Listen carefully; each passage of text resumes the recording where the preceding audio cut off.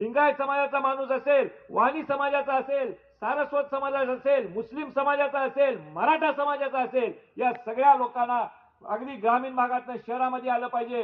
त्यांना शिक्षण उपलब्ध झालं पाहिजे आणि त्यांना चांगल्या प्रकारे ते आमची रयत शिक्षित झाली तर ते आर्थिकदृष्ट्या सक्षम होऊ शकतात. हा मूल मंत्र जपत असताना आज शाहू महाराजांनी एकही क्षेत्र असं सोडलं नाही त्या काळामध्ये की त्यांच्या माध्यमातून या शहराचा विकास झाला नाही, या जिल्ह्याचा विकास झाला नाही. शिक्षण असो, सिंचन असो, कला, क्रीडा, सांस्कृतिक, उद्योग, व्यवसाय, ज्या उद्यम नगरामध्ये आपण बसलेलो आहे, ही उद्यम नगरीची सुरुवात देखील राजश्री शाहू महाराजांनी त्या काळामध्ये केली. हे आपल्याला नाकारता येत नाही.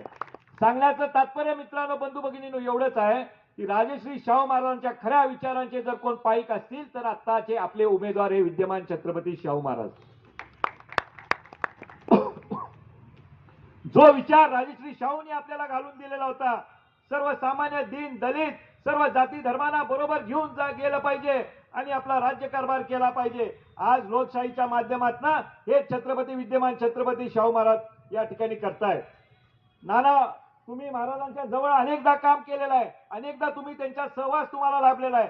जो माणूस महाराजांच्या जवळ जातो त्यांना महाराजांचा स्वभाव 100% कळतो. अगदी साधी राहणीमानी आणि उच्च विचारसरणी, स्वच्छ चारित्र्य, निष्कलंक माणूस आणि आपल्या उभ्या आयुष्यामध्ये एक वैचारिक दृष्टिकोन ठेवून पुढे काम करणारा एक कधी राजकारणामध्ये प्रवेश केला नाही, पण आज ही वेळ निर्माण झालेली आहे. आज देशामध्ये चालू आहे, आज राज्यामध्ये देखील काय चालू आहे, आज राज्यामध्ये देखील पक्ष फोडाफोडीचं राजकारण. एका पक्षातला दुसरा गट बाजूला जातोय. दुर्दैवानं त्याला निवडणूक आयोग काय मान्यता देतंय, इतर काही स्वायत्त संस्था काय मान्यता दे, इतर काय आमच्या सभापती असो ही मंडळी मान्यता देत आहेत एका राजकीय दबावाला बळी पडून आणि त्यांना अधिकृत मान्यता मिळते. पक्ष जातो दुसरीकडे, दुसरा पक्ष फोडतात. काय दुर्दैवानं संदीप काय झालंय, हे पक्ष फोडाफोडीचं राजकारण या राज्यामध्ये झाल्यापासून उत्तम या राज्यामध्ये कुठलीही निवडणूक झालेली नाही. ना जिल्हा परिषदेची निवड, ना ग्रामीण भागातल्या कुठल्या निवडणुका झाल्या, ना शहरातल्या कुठल्या निवडणुका झाल्या. लोकांच्या मध्ये रोष आहे. सर्वसामान्य जनता सुज्ञ आहे.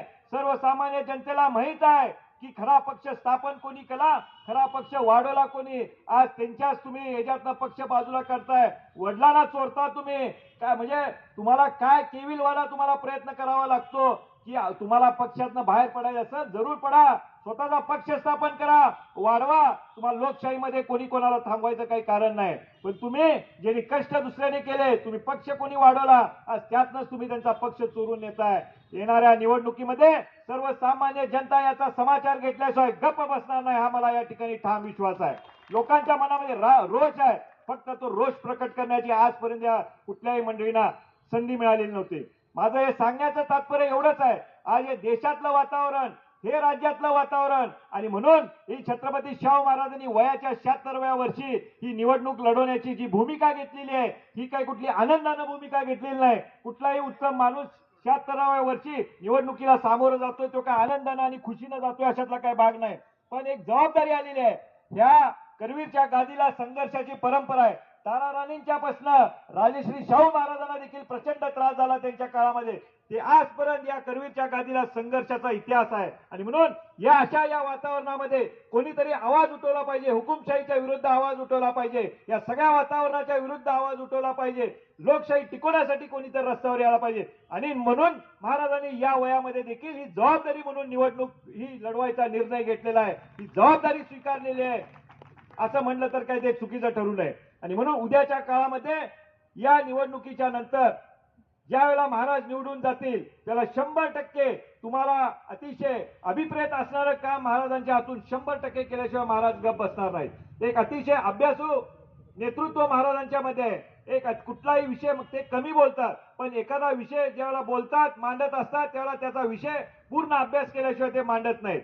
आणि म्हणून दिल्लीमध्ये उद्याच्या काळामध्ये ज्यावेळेला ते जातील त्यावेळेला कुठलाही विषय मांडत असताना 100% अभ्यासपूर्ण मांडतील. ज्याचा उल्लेख इथं कोणीतरी केला की 100% इतर खासदारांच्या पेक्षा उद्या दिल्ली दरबारी महाराजांनी एखादी बैठक बोलवली, एखाद्या मंत्र्याला पत्र दिलं किंवा एखाद्या मंत्र्यासमोर बैठक लावली एखाद्या विकास कामा प्रश्नाच्या संदर्भात, तर 100% ते महाराजांच्या शब्दाला जेवढा प्रभाव आणखीन किंमत असणार आहे ती इतर कोणाच्या खासदाराला नसणार आहे, हे मी आपल्याला ठामपणे सांगतो. म्हणून मित्रांनो, उद्याच्या काळामधली निवडणूक अतिशय महत्वाची आहे. सगळे घटक पक्ष आपापला काही आपली वैचारिक मतभिन्नता असेल किंवा आपले वेगवेगळे मार्ग असतील, आम आदमी पार्टी देखील आमच्या एक राज्यामध्ये काँग्रेसच्या विरोधात आहे, पण आज देशाचा व्यापक विचार करता देशामध्ये जे काही वातावरण आज या भारतीय जनता पार्टीने मित्र पक्षांच्या वतीने निर्माण झालेला आहे, याला मुकाबला करण्यासाठी आज काँग्रेसला देखील आम आदमी पार्टीची जी साथ लाभलेली आहे, निश्चितपणे संदीप तुमच्या साथीमुळे या काँग्रेस पक्षाला आणि महाविकास आघाडीला 10 हत्तीचं बळ आलेलं आहे असं म्हणलं तर काय ते चुकीचं ठरू नये. म्हणून ही सगळी लढाई तुम्ही आम्ही मिळून उद्याच्या कालावधीमध्ये आपण करायची आहे आणि लोकशाही जीवन ठेवण्यासाठी आपण 100% काम करायचं आहे. दुर्दैवानं काय झालं, आज या मंडळींना काय भीती वाटते म्हणजे लोकशाहीमध्ये उलट खरं तर सत्तारूढ देखील चांगले सक्षम पाहिजेत आणि विरोधी लोक देखील सक्षम पाहिजेत. ह्यांना विरोधक कोणी ठेवायचाच नाही आहे. ह्यांना विरोधी पक्षातला जो कोण बोलेल, जो कोण यांच्या विरोधात आवाज उठवेल, जो कोण यांच्या भानगडी बाहेर काढेल, त्यांची मुस्कटदाबी करण्याचा एक कलमी कार्यक्रम फक्त भारतीय जनता पार्टी करत आहे. आणि त्याचा अतिशय उत्तम उदाहरण म्हणजे दिल्लीमधलं चाललेलं राजकारण.